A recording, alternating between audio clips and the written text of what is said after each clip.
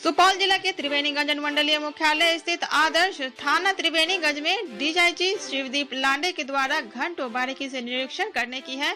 DIG Shivdeep लांडे ने बताया कि कोसी प्रक्षेत्र में पहला आदर्श थाना त्रिवेणीगंज का निरीक्षण किया गया है, जिसमें सभी कार्य ठीक तरीके से चल रहा है। साथ ही निरीक्षण के दौरान जो भी देखा गया, क्राइम कंट्रोल के मामले में SP Saharsa Lipi Singh, Madhepura SP Rajesh Kumar, Supaul SP D Amarkesh को पर्सनली बता दिए हैं। वहीं सीएसपी संचालक से जो रुपए की लूट होती है, जिसमें सभी सीएसपी संचालक को बता दिया गया है कि क्योंकि सभी सीएसपी कैश का बीमा रहता है। वहीं डीआईजी शिवदीप लांडे को सलामी दी गई।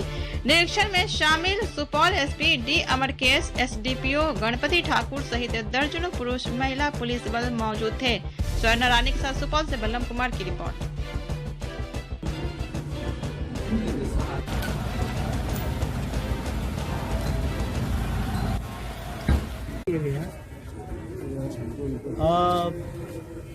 एक रूटीन प्रोसेस है ये।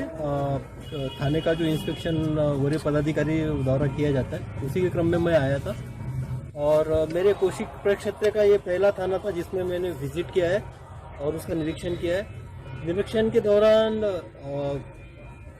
जो भी बातें थी, जो भी निदर्शन में आई है, उसका एक डिटेल रिपोर्ट एसपी के माध्यम से, अमरकेश जो एसपी सुपौल है उनके माध्यम से कंसर्न थाना प्रभारी और एसडीपीओ को भेजा जाएगा। और वो त्रुटियाँ जो भी मुझे लगी है, वैसे तो मैं समाधानी हूँ, सेटिस्फाइड हूँ, थाना का काम अच्छा चल रहा है। स्पेशली क्राइम से रिलेटेड जो एक अप्रोच है वो मुझे काफ़ी यहाँ पे अपीलिंग लगा। और कुछ बातें हैं स्पेशली जो कि अभी एक टास्क के तौर पर हम ले सकते हैं। कुछ क्रिमिनल्स हैं जिनको आइडेंटिफाई किया गया है कि जिनका प्रायोरिटी हमारे नज़र से, उनके बारे में भी हमने ब्रीफ किया है कि ये टास्क आपको कंप्लीट करना है। और ये अश्योर भी किया है थाना प्रभारी महोदय ने कि आगे ये टास्क कंप्लीट होगा। उसके साथ साथ शराब से रिलेटेड जो भी, शराबबंदी से रिलेटेड जो भी कार्रवाई यहाँ पे हो रही है, उसका एक रिव्यू लिया गया। और ये पाया गया है कि चौकीदारों का काफ़ी यहाँ पे सहकार्य रहा है उस टाइप के सीज़न में, तो चौकीदारों से भी स्पेशल मिला गया है। और बस अभी थाना का निरीक्षण करते हुए पिछले 24 घंटे में सर 4 घटनाएं हुई है सुपौल में। सर 24 घंटे में 4 कौन सी घटनाएं हुई है? सर सुपौल में एक लूट की घटना हुई है, प्रतापगंज में सर एक रेप की घटना हुई है, उसका आरोपी सर थाना से फरार बताया जा रहा है। सर तो मुझे लगता है आप पत्रकार महोदय, आपका नॉलेज थोड़ा अपडेट नहीं है।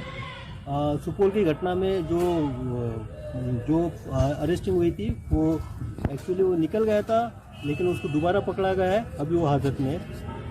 रही आप जो बात कर रहे हैं लूट की घटना की, उस बारे में भी उद्भेदन होगा, क्योंकि लास्ट ईयर का मैं यहाँ पे प्रोफार्मा देख रहा था, करीबन 11 लूट में से 9 लूट कांडों में यहाँ पे उद्भेदन हुआ है।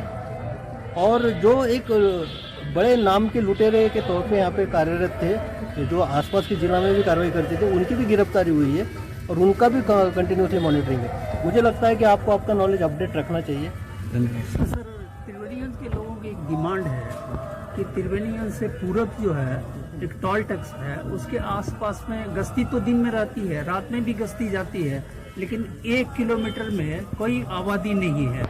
वहाँ से गुजरते समय इस टाइप से तो एक प्रस्ताव हम रिक्वेस्ट करेंगे एसपी सुपौल अमरकेश से कि इस बारे में एक बार विस्तृत तौर पे देखा जाए कि उसकी फिजिबिलिटी क्या है, उसका आउटपोस्ट का इम्पैक्ट क्या होगा, और उसके अकॉर्डिंग एक प्रपोजल बना के, क्योंकि ये जो भी आउटपोस्ट पहुँचने का ये इसका जो भी है वो मुख्यालय से होता है, तो मुख्यालय से इस संदर्भ में हम लिखेंगे अगर उसमें उस टाइप का पोटेंशियल है।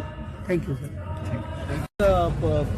पत्रकार महोदय ने पूछा था 4 घटनाएं हुई है। एक लूट का तो उन्होंने बताया था, प्रतापगंज का उसका जान चला, और एक जो टाउन थाना के संदर्भ में सीएसपी संचालक के संबंध में बोला गया है कि उसके पास से पैसे का जो एक छिनतई का मामला है, लेकिन एग्जैक्टली मैं बताना चाहता हूँ कि उसके डिक्की में पैसा था, डिक्की में पैसा, वो डिक्की से वो पैसा निकाला गया। मैं यहाँ पे अभी दोबारा इसलिए आया हूँ और आपको स्पेशली ब्रीफ करने आया हूँ, ये इसलिए कि सीएसपी संचालक जो है उनकी भूमिका भी एक बार हमको जांच करनी चाहिए, परखनी चाहिए। जबकि थाना प्रभारी से मैंने उसी बारे में स्पेशली बात किया, तो इनका भी ये कहना है कि 50,000 से अगर कोई ट्रांजैक्शन होता है और कैश लेके जाता है, तो ले जाने के क्रम में वो थाना को सूचित करने के लिए उन्होंने पर्सनली बताया। तो उनकी भी जिम्मेदारी बनती है कि इस टाइप से अगर कोई कैश है, बड़ी कैश है, तो उनको थाना प्रभारी को बता के वहाँ से गार्ड लेके जाना चाहिए।